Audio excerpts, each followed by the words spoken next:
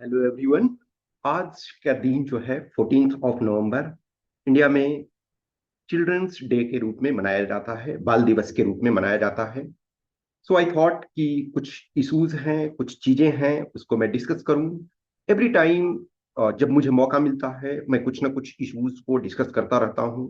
यूं तो as a assistant commandant के एग्जाम के संबंध में बहुत सारे जो चीजें होती है उस पर आपको रेगुलर वीडियोस वगैरह बनाता रहता हूं। लेकिन कुछ ऐसे स्पेशल ओकेजन मुझे जब लगता है तो मैं स्पेशल वीडियोज बनाता हूं। एक चीज ध्यान रखना कि जो स्पेशल मैं वीडियोज बनाता हूँ उस पे मुझे काफी टाइम मैं लगाता हूँ, काफी टाइम उस पे से देता हूँ उस पे, और उसके बाद इसको बनाता हूँ। जो नॉर्मल आप देखते हो उसमें से टाइम नहीं लगता है, लेकिन इसमें से जैसे हमने बहुत सारी चीजों को स्टडी किया, बहुत सारी चीजों को स्टडी इन द सेंस है कि ऐसा नहीं है कि मैंने फर्स्ट टाइम इनको देखा, नहीं। बहुत सारी चीजों को कंपाइलेशन किया, क्या क्या मुझे इसमें ऐड करना चाहिए। इसमें से कुछ आपको क्वेश्चंस हैं, आप उसका रिप्लाई मुझे देना है, मुझे मैसेज करोगे। यदि लगता है कि मुझे सेटिस्फैक्ट्री है तो कुछ एज ए चिल्ड्रंस डे है तो कुछ आपको प्राइज दिया जाएगा। प्राइज ये नहीं होता है कि मुझे क्या मिला, नहीं। प्राइज का मतलब है एक मोटिवेशन। प्राइज का मतलब है कि यस, एक सेंस ऑफ हैप्पीनेस। तो जो भी क्वेश्चन का सेटिस्फैक्ट्री रिप्लाई दोगे, जो भी एक कुछ क्वेश्चंस क्या है वो उसको मैं बताऊंगा। वीडियो पूरा देखो तो आपको पता चलेगा। इनफैक्ट जैसे यदि आप दुनिया में देखो तो हर युग में इंसान ने प्रश्न पूछा है, और यही जो है प्रगति को का मंत्र है। प्रगति जो दुनिया में आज आप देख रहे हो वो हजारों वर्षों से, लाखों वर्षों से लोगों ने, इनफैक्ट लाखों तो नहीं कह सकते, हजारों वर्षों से इंसान प्रश्न पूछ रहा है। कभी कभी प्रश्न जो होते हैं सेम होते हैं लेकिन उत्तर उसके चेंज होते रहते हैं। आप किसी भी सिंपल क्वेश्चन को देखो, आज से 1,000 साल पहले, 2,000 साल पहले देखो, और आज उस क्वेश्चन का आंसर देखो, तो मे बी सेम क्वेश्चन का डिफरेंट आंसर है। सिंपल एक ऐसा सोचो कि जैसे आपने देखा कि हर चीज, बहुत सारे लोग बोलते हैं जिसका एक्सप्लेनेशन नहीं जानते हैं तो बोलते हैं भगवान जाने। या फिर आप ये सुनते हो कि भगवान की मर्जी के बिना कुछ भी नहीं हो सकता है, एक पत्ता भी नहीं हिल सकता है। लेकिन आज वैज्ञानिक बहुत सारी चीजों को खोज कर रहे हैं। जैसे two important equation, latest take जो न्यूटनियन फिजिक्स लो, तो F=ma। इसका मतलब है कि गॉड, या जो भी मानते हो, मैं इस पर डिबेट नहीं कर रहा हूं, लेकिन गॉड को मानने के अलावे आप एक इस इक्वेशन को भी मान सकते हो ना, कि F=ma। ये आपका फोर्स है। एक F=G m1 m2 और बाई आर स्क्वायर। ये दो फेमस आप इक्वेशन ये जानते हो, जो एक तरह से न्यूटनियन फिजिक्स से जुड़ा हुआ है।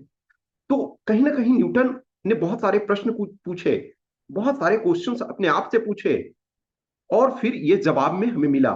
उसके बाद आप आइंस्टाइन का फेमस इक्वेशन E=mc²। इनफैक्ट इस इक्वेशन को यदि और आगे डिटेल में हम यदि देखते हैं तो ये एक्चुअली होता है जो E² =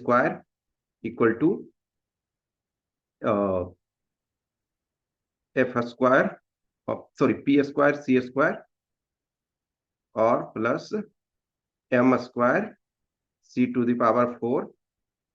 अंडर रूट। यदि आगे हम इसका आगे चीजों को यदि एक्स्ट्रा फर्दर हम लिखे तो, लेकिन चलो ठीक है, आपको इसकी कम्प्लेक्सिटी में नहीं जाना है। E=mc²। अब यदि देखा जाए तो ये थ्री इक्वेशंस जो हैं, ये बहुत सारे चीजों को, प्रकृति के नियमों को, प्रकृति को, जो आप गॉड, हम सारी चीजों को जो मानते हैं, बहुत सारी चीजों को इन इक्वेशंस ने सोल्व किया। There are so many number. तो जो इंसान हर एज में प्रश्न पूछ रहा है, आपको भी प्रश्न पूछना चाहिए। आगे और आने वाले स्लाइड्स में चीजों को देखेंगे। आज चूंकि बाल दिवस है, यानी चिल्ड्रंस डे है, तो इस अवसर पे मैं एक कहना चाहता हूं कि बच्चों की तरह रखिए उत्सुकता, बच्चों की तरह क्यूरियोसिटी रखिए क्वेश्चन पूछने के लिए। दुनिया में जो भी आंसर्स हमारे पास मिलते हैं वो इन जो कुछ शब्द हैं, अब ऐसा नहीं है कि यही और शब्द हो सकते हैं। तो ये जो होता है ना कि कब, कोई भी घटना कब हुई, कहाँ हुई, कैसे, क्यों। एक्चुअली कैसे और क्यों ये बहुत ज्यादा इंपॉर्टेंट है विज्ञान के डेवलपमेंट में, या इनफैक्ट आप कोई आंसर लिखते हो तो भाई कैसे, क्यों ये घटना हुई, किसने, कौन किया था, किसके लिए किया गया। इंग्लिश में WH वर्ड्स इसको बोलते हो, what, why, how, who, where, when.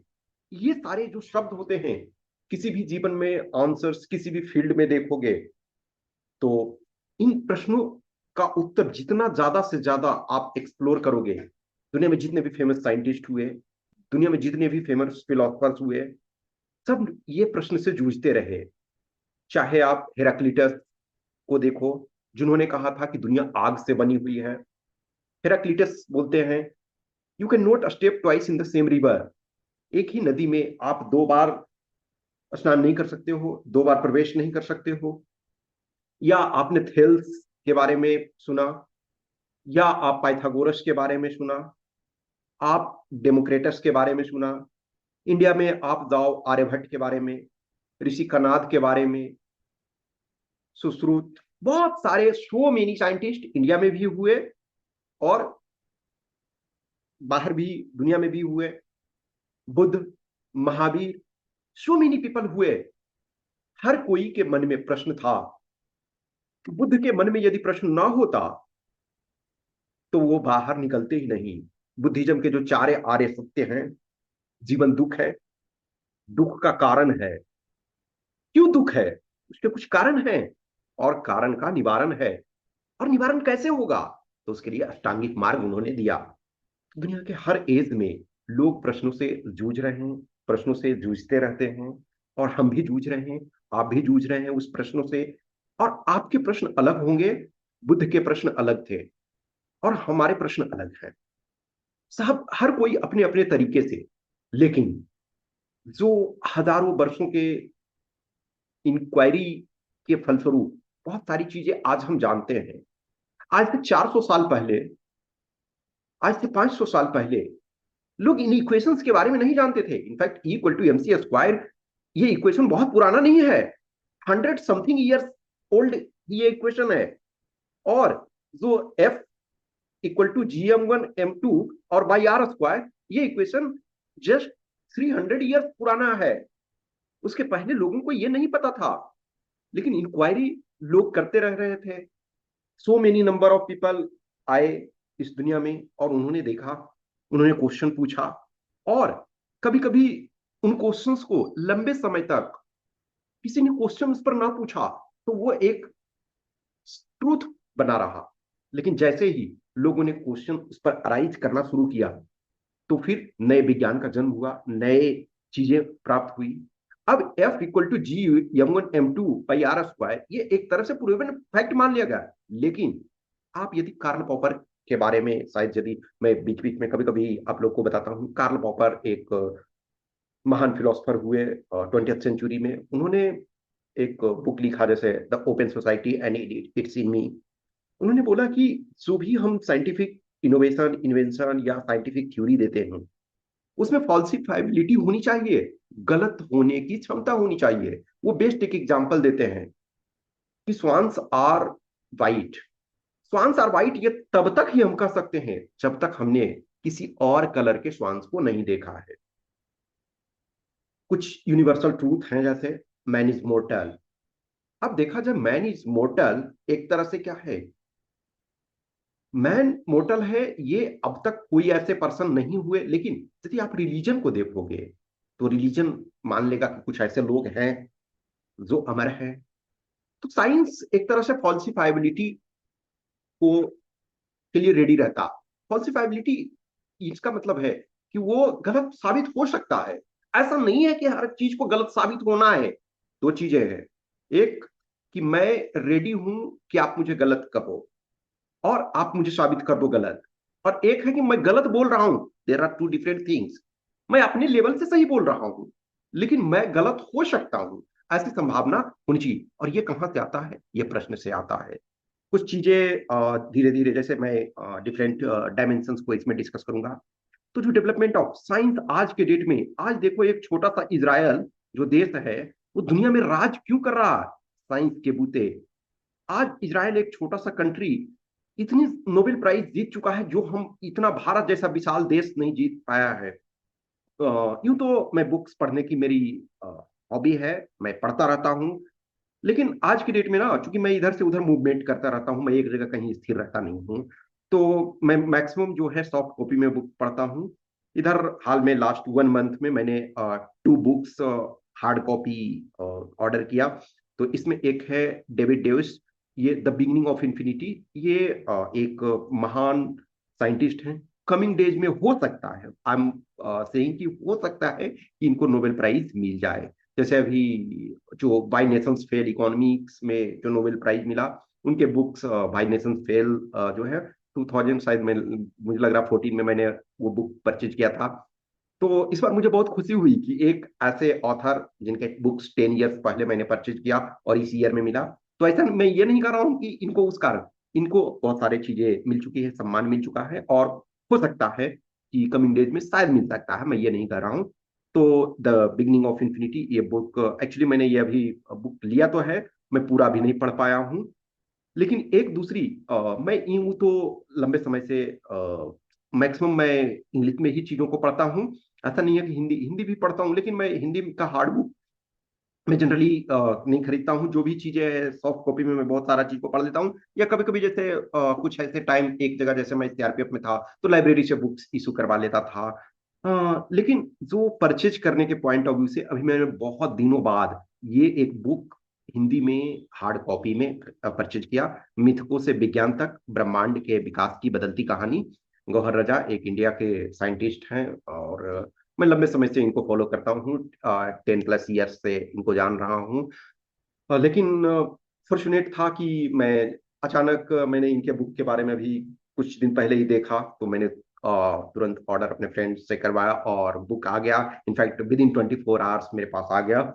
और आते के साथ मैंने इसको back to back within 5 hours में 200 पेजेस करीब बुक्स में हैं टोटल। सो मैंने 5 आवर्स के आसपास में इस बुक को खत्म किया। तो बहुत लंबे समय बाद एक तरह से कोई बुक लाया तुरंत, और बैक टू बैक इसको खत्म किया। बहुत सारी चीजें मैं, चूंकि का कंटेंट जो है ये ऑथर को जानता हूँ, इन ऑथर को, इस ऑथर को जो गौहर रजा हैं उनको लंबे समय से फॉलो करता हूँ, तो ये क्या इसमें लिखे हैं ये मुझे पहले से भी पता था, और इन्होंने डिस्कस भी बहुत सारी चीजों को किया था। But still I wanted this book. So मैंने इस बुक को खरीदा और इसको पढ़ा। तो डेवलपमेंट ऑफ साइंस आज जो कुछ देख रहे हो, वो कहीं ना कहीं क्या हुआ, क्वेश्चन पूछने से ही एक तरह से विकसित हुआ। अब जस्ट जो एक टर्म आता है, कॉपरनिकन रिवॉल्यूशन। तो जो कॉपरनिकस है, क्या है, कॉपरनिकस ने एक तरह से दुनिया को, बहुत सारी चीजों को पलट दिया। इस वजह से दुनिया में किसी भी फील्ड में एकदम ड्रास्टिक चेंज होता है, तो उसको हम कहते हैं कॉपरनिकन रिवॉल्यूशन। जैसे जो आपका, लेटेस्ट एक इमैनुअल कांट को लो। कांट ने रिवॉल्यूशन जो फिलॉसफी में किया, तो उन्होंने कहा एक चीज तरह से कि कांट ने जो रिवॉल्यूशन किया उसको कोपरनिकन रिवॉल्यूशन कह सकते हैं फिलॉसफी के क्षेत्र में। तो कोपरनिकस क्या है, इसके पहले यदि देखा जाए तो एरिस्टोटल, एरिस्टोटल के बाद और टॉलमी। तो टॉलमी और अरिस्टोटल इस विचार से में थे कि जो दुनिया का केंद्र है, जो ब्रह्मांड का केंद्र है, वो पृथ्वी है। और पृथ्वी के चारों ओर ही सूर्य भी चक्कर लगा रहे हैं, चंद्रमा भी चक्कर लगा रहे हैं, और बहुत सारे जो ग्रह हैं, उपग्रह हैं, तारे हैं, वो चक्कर लगा रहे हैं। लेकिन कॉपरनिकस ने बोला नहीं, ऐसा नहीं है। ऑब्वियसली कॉपरनिकस जो उस थ्योरी जो एरिस्टोटेल, टॉलमी ने दिया था, उसको एक्सेप्ट नहीं कर रहे थे, लेकिन हेजिटेट भी कर रहे थे, क्योंकि चर्च की मान्यता ये थी कि यस, जो टॉलमी और एरिस्टोटल ने बोला है वही सही है। और बाइबल, चर्च को आप मना नहीं कर सकते हो, आप उनके खिलाफ नहीं जा सकते हो। लेकिन कोपरनिकस ट्राई किए। कोपरनिकस के बाद टाइको ब्राहे आए। टाइको ब्राहे के एक स्टूडेंट जोहान्स केपलर हुए। उन्होंने जो इलिप्टिकल पाथ का कंसेप्ट दिया, और जो स्टार्स के मूवमेंट का रूल्स दिया। ब्रूनो को इस चीज को प्रमोट करने के लिए कि ये पृथ्वी केंद्र में नहीं है, सन केंद्र में है, ब्रूनो को जिंदा जला दिया गया। आप जानते हो गैलीलियो को माफी मांगना पड़ा, लेकिन बाद में न्यूटन आए, और न्यूटन ने बहुत हद तक साबित कर दिया कि जो आगे ये Copernicus, टाइको Brahe, Johannes Kepler, Bruno जो कुछ बोल रहे हैं वो सही है। और बाद में चर्च को इस चीज को एक्सेप्ट करना पड़ा। और आज कोई भी एक कॉमन सेंस का आदमी भी, आज भी कुछ लोग ऐसे हैं जिन्हें जानकारी नहीं है, लेमन टर्म में हम सब लोग बोलते हैं कि सूरज उग रहा है और डूब रहा है, लेकिन थोड़े बहुत साइंस हम हर लोगों ने पढ़ा हुआ है। जो इस वीडियो को एटलीस्ट देख रहे हो, मैं मान रहा हूं कि वो इस फैक्ट्स को जानते हैं। आज कोई जो चर्च मानते थे उस समय, या जो धर्म ग्रंथ उस समय मानते थे कि हमारा पृथ्वी जो ब्रह्मांड के केंद्र में है, कितना हास्यास्पद लगेगा कि ये स्टोन एज वाले आदमी अभी भी हैं। लेकिन एक टाइम था, कितना प्रॉब्लम हुआ उस चीज को प्रूव करने के लिए। तो विज्ञान जो है प्रश्न पूछने की इजाजत देता है। विज्ञान एक ऐसा चीज है जो अपने से, आपके सीनियर जो हैं, आपके टीचर जो हैं, आपके मेंटर जो हैं, आपके पहले के जो लोग हुए, उनको गलत करने पर, गलत प्रूव करने पे, साबित करना है आपको, आपको सम्मान देती है। ये बुक में आप जो भी मौका मिले, हिंदी माध्यम के जो छात्र हो, यदि मौका मिलता है कहीं, मैं ये नहीं कहूंगा कि खरीदना ही जरूरी है। किसी फ्रेंड के पास यदि आपके मिल जाता है, किसी जानकार के पास आपके जानकार में कोई है और बुक को, तो आपको पढ़ना चाहिए। इंग्लिश मीडियम वाले ये इस बुक को मैं ये नहीं कहूंगा कि, चूंकि अननेसेसरी, जिनका इंटरेस्ट है वो कभी देख सकते हैं। ये ऑथर का दो बुक है, एक और बुक है, तो मैंने सोचा चलो ठीक है, एक बुक इनका मैं प्रॉपर पढ़ता हूँ, फिर उसके बाद देखा जाएगा। यदि मुझे जरूरत फिर महसूस होगी तो मैं इनके दूसरे बुक को भी लूंगा। There are so many people, ऐसा नहीं मैं कर रहा हूँ कि इन्हीं का, जस्ट मैं अपने पॉइंट ऑफ व्यू से कि यस मैंने इन को पढ़ा। तो साइंस जो है हमेशा, आप देखो एक मैं बार बार इस चीज को कई बार मैंने बोला था कि वाइटल फोर्स थ्योरी एक केमिस्ट्री में है, जिसमें बर्जीलियस जिसके प्रोपाउंडर थे, बर्जीलियस ने कहा था कि जो ऑर्गेनिक कंपाउंड का सिंथेसिस है वो लेबोरेटरी में नहीं हो सकता है। लेकिन बर्जीलियस के ही स्टूडेंट एक बॉलर हुए, उन्होंने यूरिया का सिंथेसिस किया। And we all know those who have read study chemistry, तो वो जानते हैं कि आज ऑर्गेनिक कंपाउंड लाखों में है। सोचो यदि बर्जीलियस को सच मान करके और कोई एक्सपेरिमेंट नहीं करते, तो विज्ञान बहुत पीछे रह जाता। एक मेरे favourite author Burton Russell, Burton Russell जो कि नोबेल लॉरिएट हैं लिटरेचर में, लेकिन साइंस के क्षेत्र में, इनफैक्ट दुनिया में देखा जाए तो जो भी फील्ड अपने टाइम में, उनके समय में, ऑलमोस्ट हर टॉपिक पे उन्होंने लिखा है। तो वो बोलते हैं बर्टन रसल कि यदि 17वीं सेंचुरी देखा जाए तो साइंस के लिए एक बून हुआ। और सोचो यदि 17वीं सेंचुरी में वो लोग ट्राई ना करते चीजों को, तो शायद विज्ञान आज जितनी प्रगति कर रहा है वो ना हो पाता। और उन 100 लोगों को यदि हम देखें तो उसमें गैलीलियो को फर्स्ट पोजीशन पे हमें रखना पड़ेगा। तो हर कोई प्रश्न उठाते हैं। जैसे एक बेस्ट एग्जांपल है न्यूटन। न्यूटन दुनिया के वन ऑफ द महान साइंटिस्ट में से गिनती में आते हैं आइंस्टाइन के साथ। अब न्यूटन ने जो कुछ खोज किया, जो कुछ फॉर्मूला दिया, उसमें बहुत सारे इरर्स थे। और जैसे लेबनीज हैं, कुछ चीजों को उन्होंने किया, इंप्रूव किया। और लेबनीज ने भी अपना फॉर्मूले, अपने बहुत सारे जो साइंटिफिक इनोवेशंस, डिस्कवरी किए। लेकिन एक लैपलस हुए, लैपलस को करेक्शन के लिए जाना जाता है। लैपलस ने बहुत सारे करेक्शन किए, न्यूटन्स के जो भी इक्वेशंस थे, फॉर्मूले थे, और बहुत सारे जो फाइंडिंग्स थे, उसमें लेपलस ने बहुत सारे करेक्शन किए। तो कहा जाता है कि लेपलस करेक्शन आप सर्च करना, बहुत सारी चीजों में मिलेगा आपको।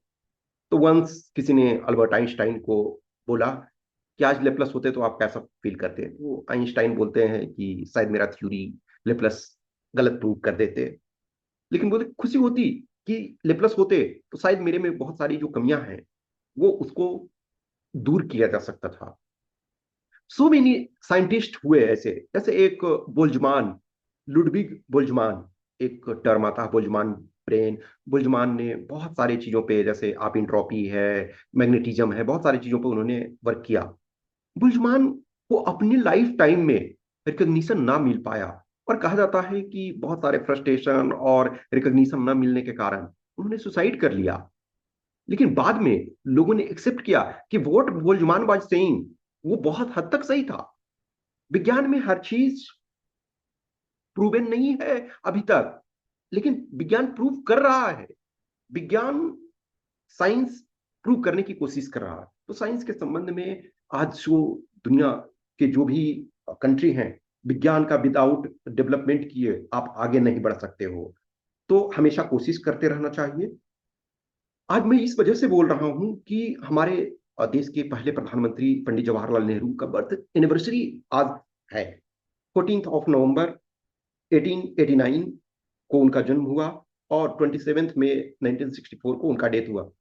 आप डिस्कवरी ऑफ इंडिया, उनका 3 बुक्स हैं उनके द्वारा लिखे हुए, उन पर तो कई बुक लिखे गए हैं, 100+ बुक लिखे गए हैं।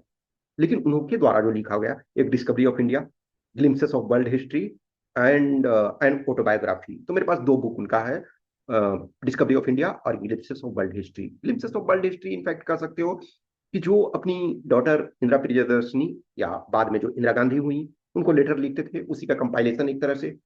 डिस्कवरी ऑफ इंडिया में भारत के संबंध में बहुत सारे, एक भारत एक खोज, श्याम बेनेगल शायद एक सीरियल बनाए हैं, उसको देखना बहुत अच्छा है। कभी कभी मौका मिलता है तो थोड़े थोड़े करके आप एक एक एपिसोड करके देख सकते हो। तो उन्होंने विज्ञान को बहुत अच्छे तरीके से, पॉजिटिव तरीके से लिया, और विज्ञान के विकास में पंडित नेहरू ने बहुत अहम योगदान दिया। इनफैक्ट उन्होंने जो इंडस्ट्री है, मॉडर्न इंडस्ट्री है, जो बड़े बांध हैं और ये सारी चीजों को मॉडर्न टेम्पल कहा था। तो विज्ञान जो है क्वेश्चन पूछने से ही आगे बढ़ता है, और हमें क्वेश्चन पूछने की इजाजत भी देता है। और विज्ञान में अपने से जो सीनियर हैं, अपने टीचर्स हैं, अपने गुरु हैं, उनकी बातों को काट सकते हो तो सम्मानित रूप से समझा जाता है। ऐसा नहीं है कि उसे अपमान के रूप में समझा जाता है। ठीक है।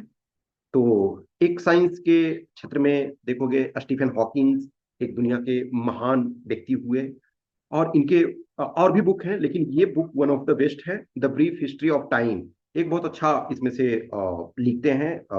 ठीक है, कि ये जो बुक है, I don't think any one, my publishers, my agent और my self expected the book to do anything like as well as it did. इतना इन्होंने ये नहीं किया था कि एक्सपेक्टेशन की इतना ज्यादा बिकेगा। It was in London Sunday times best seller list for 237 weeks. समझ सकते हो, मोर देन 4 इयर्स तक ये बेस्ट सेलिंग बुक्स रहा, longer than any other book. Apparently the Bible and Shakespeare aren't counted. तो यदि बाइबल को देख छोड़ दिया जाए और शेक्सपियर के बुक्स को छोड़ दिया जाए, it has been translated into something like 40 languages and has sold about 1 copy for every 750 men, women, and children in the world. As Nathan Myhrvold of Microsoft remarked, I have sold more books on physics than Madonna has on sex. Actually Madonna, आप जानते हो, उन्होंने, उनका एक coffee book है। अब सोचो, एक दुनिया के महान फिजिसिस्ट ये बात लिखते हैं कि भाई सेक्स का आज यूट्यूब या सारी चीजों में देखो, कहीं ना कहीं सेक्सुअल रिप्रेजेंटेशन ही मैक्सिमम बिक रहा है। लेकिन ये बोलते हैं कि फिजिक्स का मैंने इस ढंग का बुक लिखा, और वो मेडोना के जो सेक्स पे जो कॉफी टेबल बुक लिखी हैं उससे ज्यादा हमारा बुक बिका।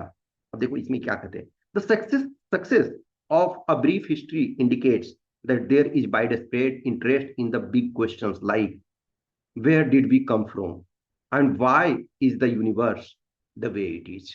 क्यों दुनिया ऐसी है, हम लोग कहाँ से आए हैं, ये क्वेश्चन है, और इस क्वेश्चन का ये जवाब देने की कोशिश करते हैं। तो ये जस्ट मुझे अच्छा लगा। ये बुक भी मेरे वन ऑफ द, ये बुक भी हार्ड कॉपी में मैंने खरीदा था, लेकिन शायद किसी फ्रेंड ने बोरो किया वो, और फिर रिटर्न नहीं किया, तो मैं फिर सोचता हूँ कभी खरीद लूंगा इस बुक को फिर से। अब है इकोनॉमिक्स में।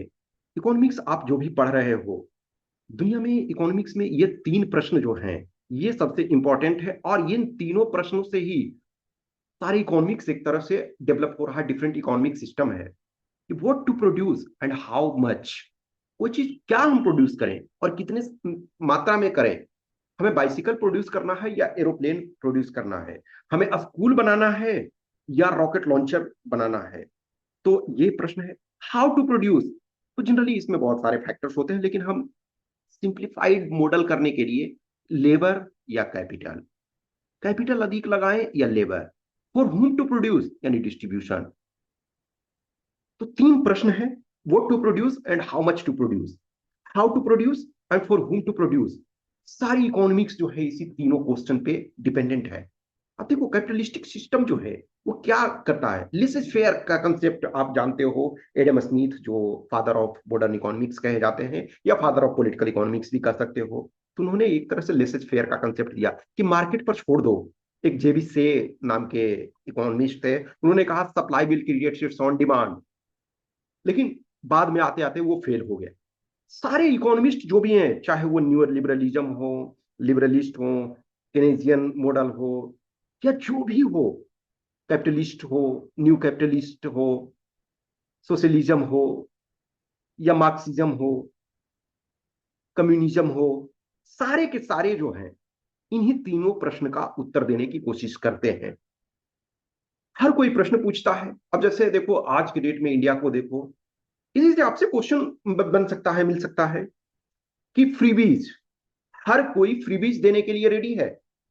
यही काम तो सोवियत रूस कर रहा था कि प्राइवेट प्रॉपर्टी का कंसेप्ट नहीं था, जो आपकी जरूरत है वो गवर्नमेंट दे रही थी, लेकिन वो सिस्टम फेल हो गया। फुल रूप में कैपिटलिज्म भी फेल है, लेकिन दोनों का इंडिया ने क्या किया, मिक्स अपनाया। इसी में डिबेट्स चलते रहते हैं। कोई भी डिबेट एक चीज पे स्थिर नहीं होता है। एक आप लोगों ने शायद फ्रांसिस फुकुयामा का नाम सुना होगा। फ्रांसिस फुकुयामा एक बहुत फेमस बुक लिखते हैं, the end of history and the last man. उनका एक बहुत अच्छा बुक है, the end of history and the last man. वो उनको लगता था कि हिस्ट्री में अब जो वेस्टर्न लिबरल डेमोक्रेटिक सिस्टम है वही सबसे बेस्ट सिस्टम है, और दुनिया को अब कुछ करने की जरूरत नहीं है।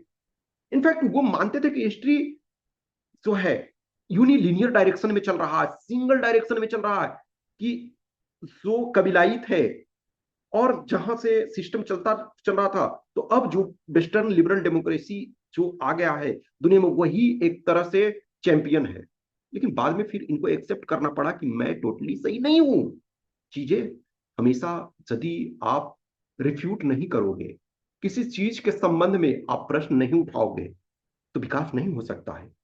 दुनिया में जितनी भी टाइप के इकोनॉमिक सिस्टम है, कितना हम प्रोडक्शन करें, इंटरेस्ट रेट बढ़ाएं या इंटरेस्ट रेट घटाएं, क्या हम अधिक रुपए प्रिंट कर दें, गवर्नमेंट किस सेक्टर में अधिक लगाए पैसे, शिक्षा में लगाए, स्वास्थ्य में लगाए, या डिफेंस सेक्टर में लगाए, अधिक हम इंपोर्ट करें या अधिक मैन्युफैक्चर करें, अधिक हम यूरिया में सब्सिडी दें या किसानों को ऑर्गेनिक फार्मिंग करने पर हम सब्सिडी दें। तो बहुत सारे प्रश्न होते हैं, और सारे इन प्रश्नों से ही आपको मिलते हैं। इन प्रश्नों को ही बाइफरकेट करते हो तो बहुत सारे आपको प्रश्न मिलते हैं। नेक्स्ट है हिस्ट्री। हिस्ट्री में, दुनिया में अभी देखो हिस्ट्री में काफी डिबेट चल रहा है। जो इंडिया के केस में ही लो, इंडस वैली सिविलाइजेशन है, इसमें काफी चेंजेस देखने को मिल रहा है। सो मेनी वीडियोस आप देखोगे कि डिबेट चल रहा है। एक मैं जनरलाइजेशन का ये वीडियो बना रहा हूँ, मैं पूरे डिबेट में नहीं जा रहा हूँ। इन कमिंग डेज में ऑब्वियसली है, मैं बहुत सारी चीजों पर डिस्कस करूंगा, लेकिन अभी हमारा ये उद्देश्य नहीं है कि मैं किसी स्पेसिफिक, मैं एक एक चाइल्ड लाइक क्यूरियोसिटी आप में डेवलप करना चाह रहा हूँ कि आप क्वेश्चन पूछो, आप प्रश्नों को पूछो। ये मेरा मकसद है इस वीडियो के थ्रू। हम वेयर वी केम, हम लोग कहाँ से आए। जो आप देखोगे कि आर्यन इन्वेजन थ्योरी या आर्यन माइग्रेशन थ्योरी देख रहे हो, कि जो कहा जाता है कि जो मॉडर्न मैन है होमोसेपियंस, वो एक तरह से जो अफ्रीकन कॉन्टिनेंट है वहां से करीब 50 से 60 हजार साल पहले हर जगह माइग्रेट होना शुरू किए, और फिर जगह जगह पे पहुंचे, अप्स एंड डाउन्स बहुत जगह देखा। तो जो हम एज ए पर्सन हैं, कोई ऊंचा कास्ट का है, कोई नीचे कास्ट का है, कास्ट सिस्टम कैसे आया, वर्ण सिस्टम कैसे आया, एक क्षेत्र के लोग दूसरे क्षेत्र से कैसे भिन्न हैं, बहुत सारे विज्ञान भी इसमें हेल्प कर रहा है हिस्ट्री को डिकोड करने में। चेंजिंग इंटरप्रिटेशन ऑफ हिस्ट्री आप देख रहे हो, many debates and rewriting of history. अब क्या है, हर कोई क्वेश्चन पूछ रहा है, कोई चीज, बहुत सारे ऐसे चीजें हैं जो प्रॉपर सेटल नहीं हुई है। अब जैसे इंडियन हिस्ट्री को देखो तो इंडस वैली सिविलाइजेशन, या उससे पहले और देखो तो जो आपका Paleolithic age, Mesolithic age, Neolithic as.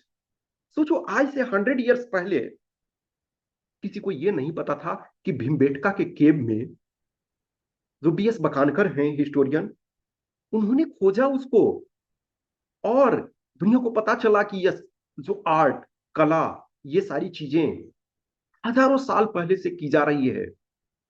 अभी भी आप अजंता की जो बुद्धिस्ट केव्स हैं, टेम्पल्स हैं, उसको कहा जाता है बहुत सारे एलियन थ्योरी। आप यदि गूगल में सर्च करो या यूट्यूब पे सर्च करोगे तो बोलेंगे कि क्या एलियन ने उसको बनाया, या हमारे पास इतना ज्यादा एडवांस टेक्नोलॉजी था। अभी उसका प्रॉपर तरीका से फाइंडिंग नहीं किया जा रहा है कि कैसे उतने अच्छे तरीके से बनाया गया। आप तंजावुर का टेम्पल देखो, आप जो भी पुरी का टेम्पल देखो, और बहुत सारी चीजों को जब देखोगे तो लगेगा कि कैसे मिस्र का, इजिप्ट का पिरामिड्स देखोगे, ग्रेट पिरामिड्स हैं, वो कैसे बने। बहुत सारे इतिहास में चीजें हैं।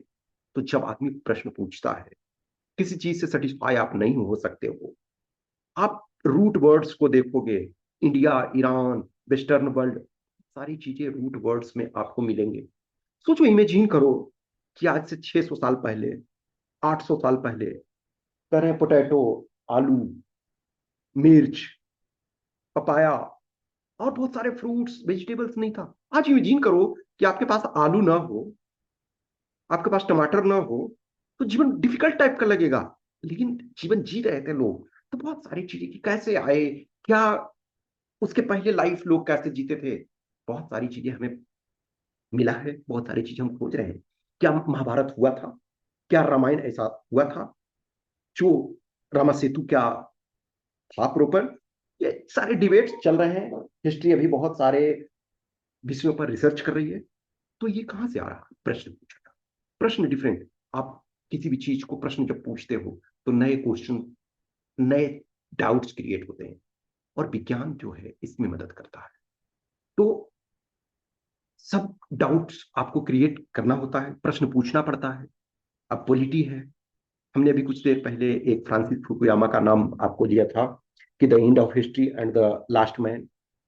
अब उन्होंने बोला कि वेस्टर्न जो लिबरल डेमोक्रेसी है वो बेस्ट सेटअप है, लेकिन नहीं, ये जरूरी नहीं है। दुनिया के चाइना का था, ये जरूरी नहीं है, वो सही नहीं है। या अफगानिस्तान का था, वो सही नहीं है। ईरान का था, वो सही नहीं है।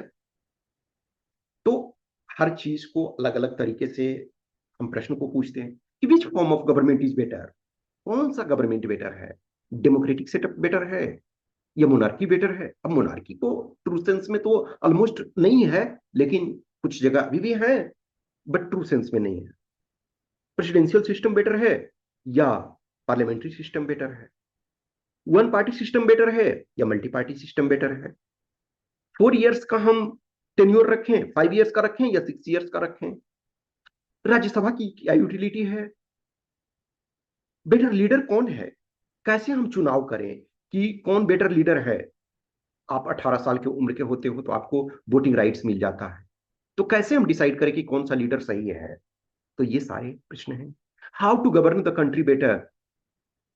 जवाहरलाल नेहरू भी पुबर्टी को खत्म कर रहे थे, और नेहरू, ये मोदी जी भी खत्म कर रहे हैं, और पुबर्टी का इशू चल ही रहा है। अब जो आज के गवर्नमेंट है वो कहते हैं कि नेहरू जी ने कुछ नहीं किया देश के लिए, लेकिन प्रॉपर हिस्ट्री को यदि देखोगे तो उस समय उन्होंने बहुत कुछ किया, और आज भी विकास चल रहा, ऐसा नहीं है कि नहीं चल रहा। विकास की निरंतर चल रही है। देश जब आजाद हुआ तो चुनौतियां अलग थी। देश के लोगों के पास उस समय जो पॉलिटिकल क्लास थे, जो कॉन्स्टिट्यूएंट असेंबली के मेंबर्स थे, उनके सामने चुनौती अलग थी। और आज भारत के सामने, आज का जो भारत है 2024, उसके सामने चुनौती अलग है। तो ये सारी चीजें हमें प्रश्न पूछने से पता चलता है। ये एक book, one of my favourite book, ये बुक भी मैंने परचेज किया हुआ है।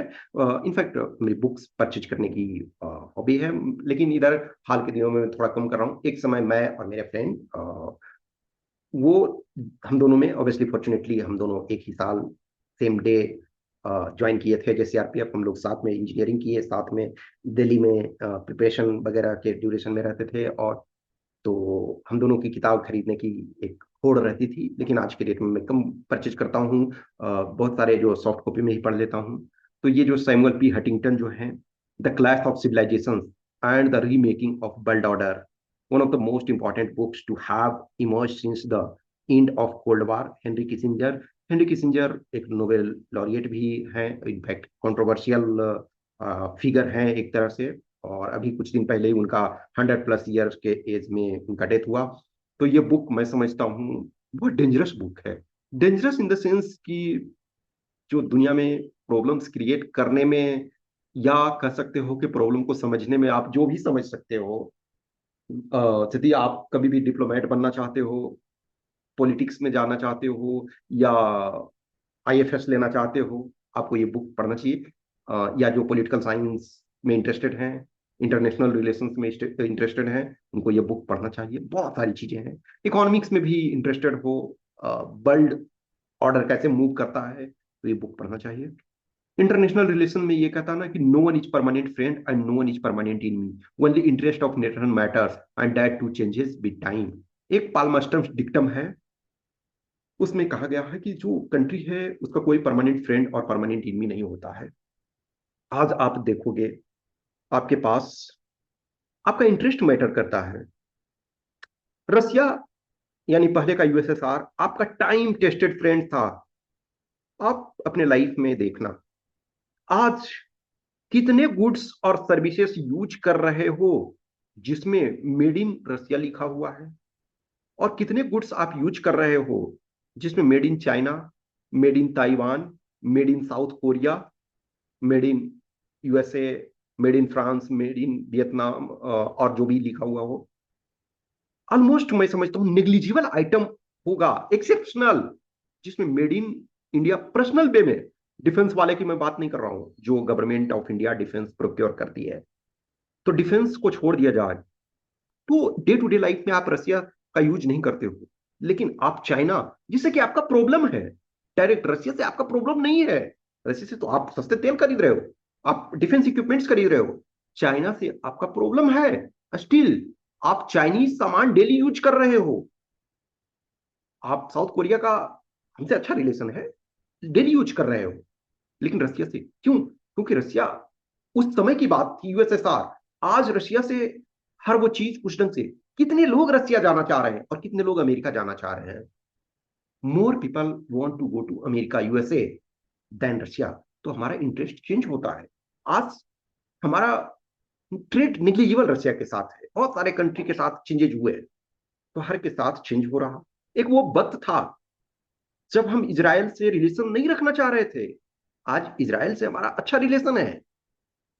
सो हाइफिनेटेड फॉरेन रिलेशन है कि फ्रेंड कोई परमानेंट नहीं है, कोई परमानेंट इनमी नहीं है। आपका जो इंटरेस्ट है कंट्री का, आप जानते हो, कोई भी state, state in the sense country, loose term में कंट्री समझो कि स्टेट के 4 इंपॉर्टेंट कॉन्स्टिट्यूएंट्स हैं। एक तो आपका सर्टेन ज्योग्राफिकल फिक्स्ड एरिया होना चाहिए, दूसरा पॉपुलेशन होना चाहिए, तीसरा गवर्नमेंट होना चाहिए, चौथा सॉवरेनिटी होना चाहिए। तो भारत एक, इंडिया डेट इज भारत, वो सोवरेन कंट्री है, सोवरेन स्टेट है। ये अपने निर्णय लेने के लिए स्वतंत्र है। तो यदि हम रसिया से अच्छा रिलेशन रख रहे हैं, तो यूक्रेन से भी हम अच्छा रिलेशन रख रहे हैं। फ्रांस से अच्छा रिलेशन रख रहे हैं, तो हम चाइना से भी कोशिश कर रहे हैं कि अच्छा रिलेशन हो। चाइना से प्रॉब्लम है, उसके बावजूद भी हम ट्रेड कर रहे हैं, और बहुत ज्यादा कर रहे हैं। तो कोई भी परमानेंट फ्रेंड नहीं होता, परमानेंट इनमी नहीं होता। आपका इंटरेस्ट मायने रखता है, लेकिन इंटरेस्ट भी समय के साथ साथ बदलता जाता है। एक वो वक्त था जब 1960 के डेकेड में हम PL 480 के तहत गेहूं इंपोर्ट करते थे, और वो भी अमेरिका टाइम पे नहीं देता था और खराब गेहूं देता था। उसके बदले में हम पर बहुत सारे रेस्ट्रिक्शंस, बहुत सारे कंडीशंस इंपोज करता था। आज हम चावल बहुत ज्यादा एक्सपोर्ट करते हैं, गेहूं भी एक्सपोर्ट करते हैं। तो चीजें बदल रही है। आज जो हमारी जरूरतें हैं, एक वो वक्त था जब हमें सीरियस नहीं लिया जाता था दुनिया में। आज इंडिया को एक सीरियस रूप में लिया जा रहा है। आज हम दुनिया की पांचवी बड़ी अर्थव्यवस्था हैं। कमिंग डेज में, नेक्स्ट 10 ईयर्स में, होप सो इंडिया दुनिया की तीसरी बड़ी अर्थव्यवस्था हो जाएगी। तो इंटरनेशनल रिलेशंस में भी प्रश्न पूछने की जरूरत होती है कि हमारे जरूरतें क्या है, हमारी देश की रिक्वायरमेंट क्या है, हमारे कंट्री जो है उसका जरूरत क्या है। लाइफ एक महत्वपूर्ण चीज है। हर कोई देश के बारे में नहीं सोचता है, लेकिन लाइफ के बारे में तो हर कोई सोचता है ना, कि what I want to become, आप क्या बनना चाहते हो। I know so many of students of mine who wanted to become gazetted officer, और वो कांस्टेबल बन गए हैं। मैं उन्हें क्रिटिसाइज नहीं कर रहा हूँ, और न मैं उन्हें उस दृष्टि से देख रहा हूँ कि जहां उनको एक हे दृष्टि से जो कहते हैं ना, नहीं मैं वो नहीं कर रहा हूँ। लेकिन उनकी परिस्थितियां ऐसी आई कि वो जो नहीं बनना चाहते थे वो बन गए। तो आज आपके पास मौका यदि है, बहुत, हर के लाइफ में मौका कभी कभी, इनफैक्ट देखा जाए तो हमेशा रहता है कुछ ना कुछ। लेकिन एक जो यंग एज होता है उसमें सबसे ज्यादा इंपॉर्टेंट इशू होता है कि what I want to become, मेरे एम क्या हैं, और व्हाट रिसोर्सेस आर रिक्वायर्ड, क्या क्या उनके लिए रिसोर्स जरूरत है। तो रिसोर्सेस में मेन क्या है, टाइम। बहुत बार क्या होता है ना, कि मैं बहुत बार आप लोग से बोलता हूं कि समय और समझ, ये दो बहुत जरूरी चीज है। कुछ लोग होते हैं जिनके पास समय होता है, समझ नहीं होता है। और कुछ लोग ऐसे होते हैं जिनके पास समझ होता है, समय नहीं होता। और कुछ ऐसे लोग हैं जिनके पास दोनों होता है, समय भी होता है और अंडरस्टैंडिंग भी होता है। टाइम एंड अंडरस्टैंडिंग, समय और समझ दोनों होता है। और कुछ लोग ऐसे होते हैं जिनके पास ना समय होता है और ना समझ होता है। तो समय रहते आपके पास समझ आ जाए तो वो बहुत जरूरी है। तो टाइम आपके पास इंपॉर्टेंट है, मनी आपके पास इंपॉर्टेंट है। वो जो कहते हैं ना, there is nothing such as free lunch. अब free lunch in the sense कि कुछ भी कीमत आपको चुकानी पड़ती है। तो आज के डेट में मनी एक इंपॉर्टेंट एस्पेक्ट है। पैसे चाहिए। आप कहीं जा रहे हैं तो किराया देना पड़ेगा, खाना खाओगे तो पैसे देने पड़ेंगे, किताबें खरीदोगे तो पैसे देने पड़ेंगे, कहीं कोचिंग ट्यूशन, हाँ ऑब्वियसली देखो यदि लगेगा यूट्यूब में चीजें फ्री है, लेकिन यूट्यूब में भी फ्री है उसके भी कीमत चुकाने आपको पड़ रहे हैं। डेटा तो परचेज करना पड़ रहा है, मोबाइल तो परचेज करना पड़ रहा है। एनर्जी, एनर्जी आपको लगानी पड़ती है। जब ठंडे के मौसम में, अभी नॉर्थ इंडिया में अब धीरे धीरे ठंडा का मौसम आ रहा है, तो सुबह कंबल से उठना, रजाई से उठना चैलेंजिंग लगता है। उसी में कौन जाग रहा है, कौन लगा रहा है एनर्जी, ये भी मायने रखता है। मेंटोर, टीचर, गाइड जरूरत होता है। किताबों में हर चीज अवेलेबल है, इंटरनेट पे हर चीज अवेलेबल है। लेकिन कभी ऐसा वक्त आता है कि हमें मेंटर की जरूरत होती है, टीचर की जरूरत होती है, कुछ ऐसे पर्सन की जरूरत होती है जो हमेशा हमारे साथ रह सकें, कभी हमें जरूरत जब पड़े तो हमारे साथ हों।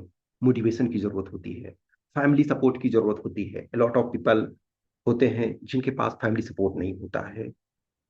फैमिली सपोर्ट दो कारण से भी, एक कारण होता है कि फैमिली वाले बोलते हैं बस बहुत हुआ, अब नहीं। कुछ फैमिली वाले की मजबूरी होती है, किसी के फादर का डेथ हो गया, किसी के मदर का डेथ हो गया, किसी के फादर और मदर दोनों नहीं है, किसी के पास कुछ ट्रेजिडी हो गई जिसके कारण समस्या होती है। तो आपके लिए एक फैमिली भी जरूरी है। Money, time, energy, mentor, motivation, family, ये सब जरूरत होती है। तो लाइफ में हमें बहुत सारे प्रश्न कि मैं चाहता क्या हूं, मेरे लक्ष्य क्या हैं, मेरे रास्ते क्या हैं, मेरे पास रिसोर्सेस क्या अवेलेबल है, ये सारे प्रश्न जरूरत पड़ता है। नेक्स्ट आपका philosophy, one of my favourite subject. और इनफैक्ट देखा जाए, देखो आज के डेट में ना दुनिया में सारे सब्जेक्ट जब पढ़ोगे ना, हिस्ट्री पढ़ोगे तो लगेगा दुनिया के सारा सब्जेक्ट तो हम हिस्ट्री के अंदर पढ़ सकते हैं। पॉलिटिकल साइंस पढ़ोगे तो लगेगा दुनिया के सारा सब्जेक्ट तो हम इसके अंदर से पढ़ सकते हैं। इकोनॉमिक्स पढ़ने लगोगे तो दुनिया का लगेगा सारा सब्जेक्ट तो हम इसी में पढ़ सकते हैं। सोशियोलॉजी पढ़ोगे तो लगेगा दुनिया का सारा सब्जेक्ट तो हम इसी के तहत पढ़ सकते हैं। फिलोसफी पढ़ोगे तो दुनिया का सारा सब्जेक्ट लगेगा इसी में। साइंस पढ़ोगे तो लगेगा सारा हम इसी में पढ़ सकते हैं। तो फिलोसफी क्या है कि हु एम आई, मैं कौन हूं, what is death, after death what, is there rebirth, do we have free will, what is the ultimate nature and cause of universe, existence of God. So many questions हैं जो कि पूछे जाते हैं। दुनिया के बहुत सारे फिलोसफर्स हुए हैं। One of my favourite philosophers बहुत सारे हैं, लेकिन एक का भी मैं नाम लेना चाहूंगा, लुडविग विटगेनस्टाइन। ये यूपीएससी के सिलेबस में भी हैं। लुडविग विटगेनस्टाइन एक तरह से मॉडर्न लैंग्वेज के प्रोफेट कहे जाते हैं, आधुनिक भाषा के मसीहा कहे जाते हैं। लुडविग विटगेनस्टाइन दुनिया के उस समय के, लुडविग विटगेनस्टाइन के फादर कार्ल विटगेनस्टाइन उस समय पूरे यूरोप के तीसरे सबसे रिच पर्सन थे। उसके बाद भी इन्होंने वो जीवन नहीं जिया, और बहुत साधारण तरीके से जीवन, समझ सकते हो कि अपने टाइम के दुनिया के या टॉप 10 के रिच पर्सन के फैमिली से बिलोंग करते थे, लेकिन इन्होंने अपने जीवन में कुछ और चुना, अपने कुछ और लक्ष्य को रखा। दुनिया के एकमात्र ऐसे फिलोसफर हुए हैं जिन्होंने अपने ही जीवन काल में अपने को गलत किया कि मैंने जो पहले कुछ लिखा, पहले कुछ बोला, वो गलत है, मैं अब नए तरीके से चीजों को। इनके दो फेमस टीचर हुआ करते थे, जी मूर और बर्टन रसल। बर्टन रसल के बारे में मैंने आपको इस वीडियो के शुरू में आपको बताया, वो मेरे फेवरेट फिलोसफर। तो बर्टन रसल और जी मूर, इनके जो विटगेनस्टाइन के गुरु थे, तो ये इंजीनियर थे अजय लुडविग विटगेनस्टाइन। तो उन्होंने बोला, अपना थीसिस लिखा। इनफैक्ट थीसिस जो इनका था, जो ये था, फिलोसफिको लॉजिको ट्रैक्टेटस, शॉर्ट फॉर्म में ट्रैक्टेटस कहते हैं। तो कहा जाता है कि ट्रैक्टेटस इतना डिफिकल्ट बुक है ना, कि आज भी मैं आज जब उस बुक को पढ़ता हूं तो मुझे एक दो लाइन से ज्यादा नहीं समझ में आता है। एक्चुअली वो 7 सूत्र हैं, लेकिन सूत्र के ही सूत्र हैं। देखो, जैसे 1, 1.1, 1.1.1, 1.1.2, ऐसे ही करके 7 सूत्र है। सिर्फ एक ही सूत्र प्रॉपर तरीका से मुझे समझ में आया, और वो सूत्र सबसे सिंपल है, ठीक है। बाकी सूत्र समझ में नहीं आया, लेकिन एक बुक, और उसी बुक पे उनको पीएचडी की डिग्री मिली। तो जी मूर और बर्टन रसल, ये इनके गुरु। इनफैक्ट बर्टन रसल के बारे में मैंने बताया, नोबेल लॉरिएट्स हैं, नोबेल लॉरिएट हैं।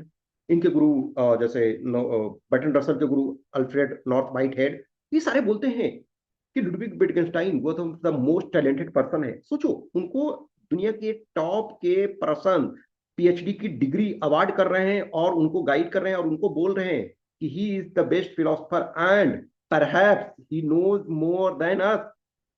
और उसके बाद वो कहते हैं कि मैंने जो कुछ कहा था वो गलत है। इसका मतलब क्या है कि इनफैक्ट इनके अपने ही जीवन काल में, विटगेनस्टाइन, लुडविग विटगेनस्टाइन के अपने ही जीवन काल में इनका जो लॉजिको फिलोसफिको लॉजिको ट्रैक्टेटस जो है पढ़ाया जाने लगा था।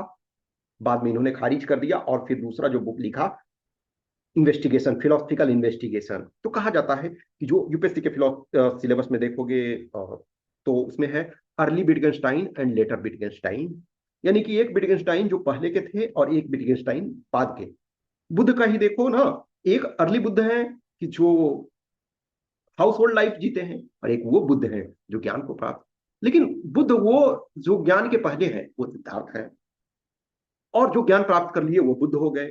तो वैसे ही, तो क्या है, लुडविग विटगेनस्टाइन दूसरे लोग क्रिटिसाइज करते हैं, ये खुद अपने को क्रिटिसाइज किया कि मैंने जो कुछ कहा वो एकदम बेवकूफी था। इनफैक्ट जब ये पहले शुरू में उन्होंने फिलोसफिको लॉजिको ट्रिक्टेटस लिखा, तो उन्होंने कहा अब फिलोसफी में कुछ सर्च करने के लिए एक तरह से नहीं रहा, मैंने सब चीज जान लिया। लेकिन फिर बोला कि उन्होंने कि जो कुछ है वो मैंने गलत है। आप फिलोसफी में यदि देखोगे तो एक हेगल का नाम आपने सुना होगा, कैंट का नाम सुना होगा, इमैनुअल कांट, और कार्ल मार्क्स। कार्ल मार्क्स को हर तरीके से देख सकते हैं, जैसे महात्मा गांधी को हर एंगल से देखते हैं, फिलोसफर भी देखते हैं, इन्वायरमेंटलिस्ट के तौर पे भी देखते हैं, सोशल रिफॉर्मर के तौर पे भी देखते हैं, और पॉलिटिशियन के तौर पे भी देखते हैं। वैसे ही कार्ल मार्क्स को देख सकते हो। तो हेगल ने जो ये दिया कि जो डायलेक्टिकल आइडियलिज्म के आइडिया से ही चीजें जनरेट हुई है। हेगल के स्टूडेंट हुए कार्ल मार्क्स। कार्ल मार्क्स ने कहा कि नहीं, डायलेक्टिकल तो है, लेकिन वो आइडियलिज्म नहीं, मटेरियलिज्म है, और दुनिया जो मैटर से बना हुआ है। और उन्होंने अपने गुरु को एक तरह से बोला कि सो माई mentor or my teacher Hegel was standing on his head, I turned him back to stand on his feet। यानी हमारा जो गुरु है हेगल, वो सर के बल पे खड़ा थे, मैंने उनको पैर के बल पे खड़ा कर दिया। नहीं, डायलेक्टिकल उन्होंने वो बोला और हमने भी बोल रहे हैं, लेकिन ये मेटेरियलिज्म बोले वो। तो जो बोलते हैं आपके हेगल, हेगल कहते हैं state is the March of God on earth. State जो है, राज्य जो है, जो गॉड है, भगवान है, वो पृथ्वी पर अवतरित हुए हैं राज्य के रूप में। तो राज्य जो है यूनिवर्सल है, राज्य आइडियल है, राज्य को हमें मानना चाहिए। लेकिन इनके जो स्टूडेंट होते हैं मार्क्स, वो क्लासलेस सोसाइटी, एक तरह से स्टेटलेस सोसाइटी की बात करते हैं कि स्टेट नहीं होना चाहिए एक तरह से। कांट देखोगे, बहुत सारी चीजों का किया। तो कांट के फिलॉसफी को भी एक तरह से कहते हैं कि आज 200+ ईयर्स हो गया, लेकिन हम आज उनको काट नहीं पा रहे हैं। ठीक है। तो सो मेनी थिंग्स हैं, चीजें, प्रश्न पूछने की आदत हमें डालनी चाहिए। एक और चीजें मैं आपको बताना चाहूंगा कि दुनिया में जो 3 स्टेज आदमी का डेवलपमेंट का होता है, एक तरह से, एक आप कैमल हो, कैमल पर जितना भी लोड दे दो वो कुछ विरोध नहीं करता है, वो बस बोझ उठाता रहता है। लेकिन एक वो वक्त आता है, वो लायन बन जाता है और इनकार करना शुरू करता है कि नहीं, मैं दहाड़ करके बोलता है नो। तो उसके लिए उसे फाइट करना पड़ता है।